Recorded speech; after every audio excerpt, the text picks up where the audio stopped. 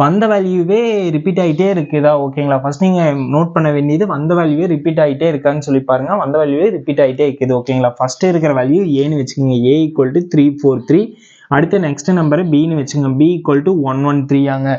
ஏ into ஏ என்னவா மாறுங்க, ஏ கியூப்பா மாறுமாங்க. ஏ cube plus அடுத்தது இது பியா வச்சுக்கிறோமாங்க. பி இன்ட்டு பி வந்து பி கியூப்பா மாறுமாங்க. பி கியூப் பை அடுத்தது ஏ இன்ட்டு ஏனுங்க, ஏ ஸ்கொயர்டா, ஏ ஸ்கொயர் மைனஸ் போட்டங்க.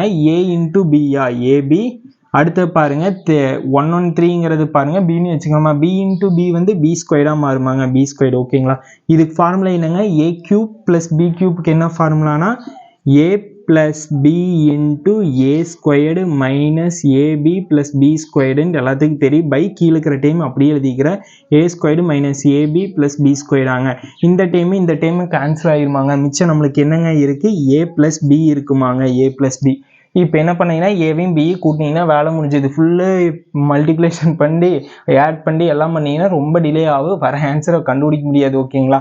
அதனால தான் இந்த ஃபார்முலாவை அப்ரோச் பண்ணி நீங்கள் ஈஸியாக சிம்பிளிஃபை பண்ணி பண்ணுறீங்க ஓகேங்களா. இப்போ ஏவோட வேல்யூ என்னங்க, 343 ப்ளஸ் 113 ஆட் பண்ணுங்க. ஆட் பண்ணால் என்னங்க வருது, 456 வருதாங்க.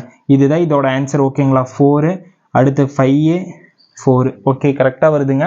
ஃபர்ஸ்ட் நான் என்ன பண்ணீங்கன்னா இந்த வேல்யூ ஏன்னு வச்சுட்டேன், இந்த வேல்யூ பின்னு வச்சுட்டேன். ஏ இன்ட்டு ஏ வந்து A cube, B into B வந்து பி கியூப்புங்க. ஃபார்முலா படி அரேஞ்ச் பண்ணிவிட்டு இதுக்கு ஃபார்முலா அப்ரோச் பண்ணுறேன். A cube plus B cube formula போட்டேங்க. அப்புறம் கேன்சல் பண்ணி மிச்சம் என்ன டைம் இருக்குது, ஏ ப்ளஸ் பி அதுக்கு வந்து ஆட் பண்ணி போட்டுக்கிறோம், அவ்வளோதாங்க.